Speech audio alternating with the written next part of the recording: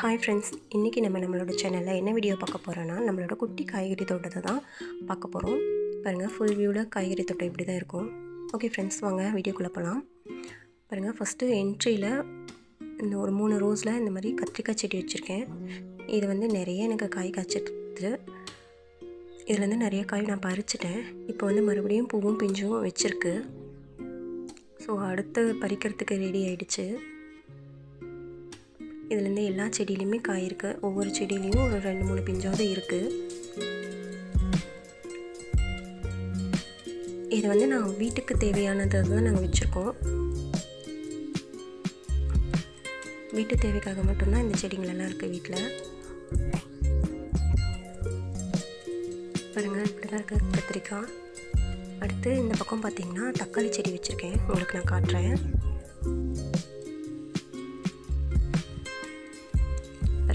இந்த பக்கம் தக்காளி செடி, இதுவும் ஒரு 3 ரோ தான் இருக்கும். தக்காளி செடி இதுலேருந்து நான் வந்து எதுவுமே பறிக்கலை. இப்போ தான் ஃபஸ்ட் டைம் பிஞ்சு வச்சுருக்கு, பூ பிஞ்சு வச்சுருக்கு. பாருங்கள், தெரியுதுங்களா? இப்போ தான் வச்சுருக்கு. ஸோ இதில் வந்து நிறைய செடி கோழி வந்து சாப்பிட்ருச்சு. அதனால தான் ஒவ்வொரு செடி விட்டு விட்டு இருக்கும். இருக்கிற செடியில் பூ பிஞ்சு வச்சுருக்கு. பார்க்கலாம் எப்படி வருதுன்னு.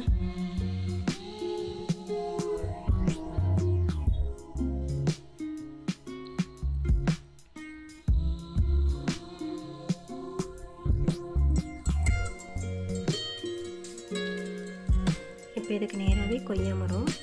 இந்த கொய்யா மரத்தில் நிறைய பழங்கள் இருந்தது. எல்லாமே கிளி குருவி எல்லாம் சாப்பிட்டது போக தான் மீதி எங்களுக்கு. அப்புறம் அதுங்க விட்டு வச்சு போன கொய்யா இதுதான். இது வந்து காயாக இருக்கனால எல்லாம் இருக்குது. இப்போ அடுத்து மிளகா செடி, அது 3 ரோவில் நாங்கள் மிளகா செடி வச்சுருக்கோம். எல்லாத்துலேயுமே காய் இருக்குது. இந்த ஒரு செடி இப்படியும் உடஞ்சிருச்சு. இதில் நிறைய காய் இருக்குது. ஸோ இது ஒன்றும் பண்ண முடியாது, அவ்வளோதான். இருக்க எல்லா செடியிலையுமே காய் வச்சிருக்கு. தேவையான அளவுக்கு எல்லாமே காய் இருக்குது. இது வந்து ஒரு பெரிய மிளகாய். இது வந்து டிஃப்ரெண்ட்டாக இருக்குது. இந்த மாதிரி எல்லா செடியிலையுமே காய் பிஞ்சிருக்கு, பூ இருக்குது.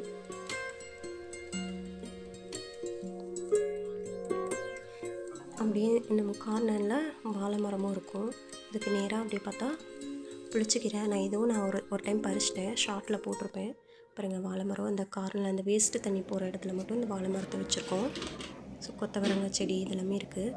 அப்படியே அது பக்கம் போனால் புடலங்காய் செடி இருக்குது. புடலங்காய் வந்து நான் ஆல்ரெடி பறிச்சிட்டேன், அதுவும் வீடியோவில் அப்லோட் பண்ணியிருக்கேன். பாருங்கள், புடலங்காய் ஒரு பிஞ்சு இருக்குது. அது பக்கத்துலேயே வெண்டைக்காய் செடி. வெண்டைக்காய் நான் நிறையவே பறிச்சிட்டேன். ஒரே ரோ தான் வச்சுருந்தேன், ஆனால் நான் 3 தடவை பறிச்சிட்டேன் வெண்டைக்காய். வீட்டுக்கு தேவையான அளவுக்கு காயெல்லாம் வருது. இப்போ அதுக்கு நேராக பார்த்தா கொழிஞ்சக்காய் செடி. பாருங்கள்,